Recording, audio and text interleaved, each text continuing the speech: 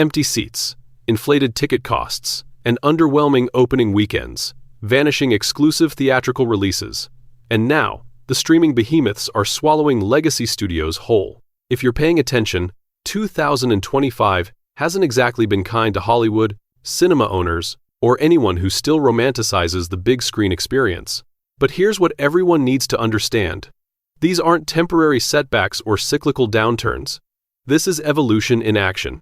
The entertainment ecosystem is fundamentally reshaping itself. Our cultural relationship with film is transforming, and our very definition of what constitutes a movie experience is being rewritten in real time. The recent announcement that Netflix has successfully acquired Warner Bros. And its vast library of intellectual property has sent shockwaves through the entertainment industry. Studio executives are now in full panic mode. Many are desperately lobbying politicians to step in and block what is, at its core, a straightforward business deal. Their biggest fear is simple. Netflix could dismantle the traditional theatrical release model and move most content directly to streaming platforms. And honestly, that fear is completely justified. This outcome is not a distant possibility. It is almost certainly the endgame. But let's be clear about one thing. This is not a villainous streaming company deliberately trying to destroy cinema. What we're seeing is the market responding to an unavoidable reality that has been building for years. The warning signs have been there for a long time. They've been flashing red. Ignoring them at this point is no longer ignorance, it's willful blindness. It's time for some uncomfortable honesty. The traditional theatrical experience isn't struggling. It isn't recovering. And it isn't waiting for conditions to improve. The theatrical model, as we've known it for decades, is in its final decline, and no amount of nostalgia, hope, or denial will change where this is headed. Let me paint you a familiar picture. You're an average working professional, with a partner and a couple of kids. Every day, you clock in at a corporate job that your younger self would have found soul-crushing. But the mortgage doesn't pay itself.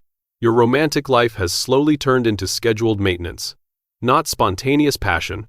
Every now and then, you wonder whether the marriage will survive once the kids leave home.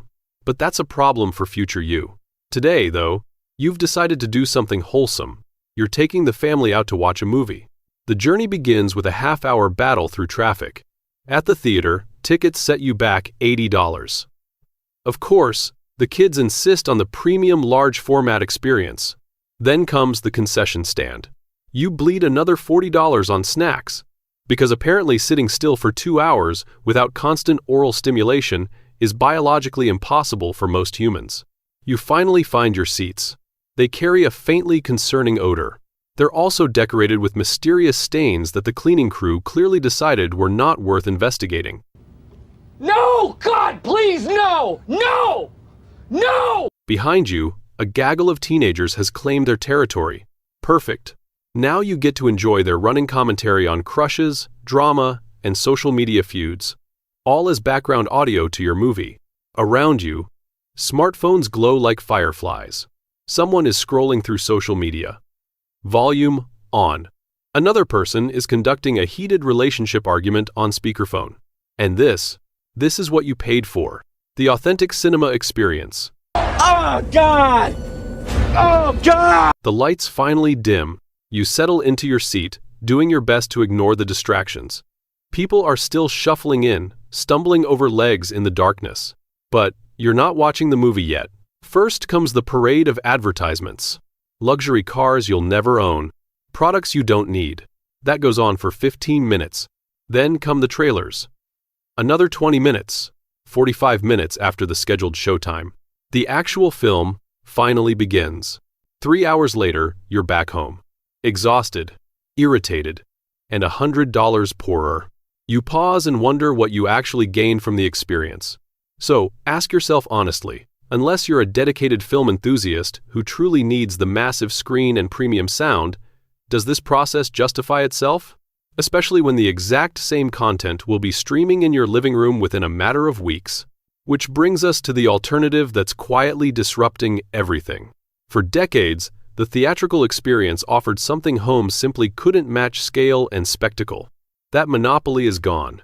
Today, a modest investment of about $1,000 can give you a legitimate home theater setup. No commute. No overpriced concessions. No forced commercials after you've already paid. No strangers breaking your immersion. You can pause whenever you need to. You never miss a moment. And the entire evening costs less than a single car payment. Yes, there is a trade-off between big screen spectacle and living room convenience, but that balance shifts toward home viewing every single year. Here's the brutal reality. Movie theaters are outdated technology. They are a 20th century holdover, kept artificially alive through constant escalation. Bigger budgets, more effects, larger screens, louder sound. The industry trapped itself in a technological arms race, pushing spectacle to its absolute limits. And in doing so, it reached an inevitable dead end. This collapse was never a question of if, only when. That moment is now. So, what happens next? Is Hollywood finished? Are movies dead? Is entertainment becoming obsolete? Obviously not. Humans will always crave stories. We will always seek escapism. What's changing isn't what we consume, it's how we receive it. Home viewing will become the dominant format. The theatrical window will continue to shrink, likely disappearing altogether, replaced by simultaneous streaming releases and limited theatrical runs. Movie theaters won't vanish completely, but they will transform. They'll become niche venues for enthusiasts and occasional event films, much like opera houses function today. And as this shift completes, box office numbers will slowly lose their relevance. They'll be replaced by streaming metrics numbers hidden behind subscription paywalls, carefully curated and easily manipulated, a system that makes it far easier for studios to conceal failure and control the narrative. Expect to see more studios absorbed by tech giants like Netflix, Apple, and Amazon companies with revenue streams so massive that film production losses barely register. Do I celebrate this future? Not particularly. For all the frustrations I've described, there is something genuinely magical about losing yourself in a darkened theater for 2 uninterrupted hours. But pretending this tide can be reversed is delusional. It's no different from insisting that video rental stores or phone booths will somehow make a comeback. Once technology renders something obsolete, culture adapts. And then it moves forward. The theatrical era is ending, and the Hollywood structure built around it is collapsing at the same time. What replaces it may be better. It may be worse. But one thing is certain. The transformation is unstoppable. The curtain is falling. The question isn't whether to accept it, but what we build in the aftermath. That's it for today. At the next time. Bye.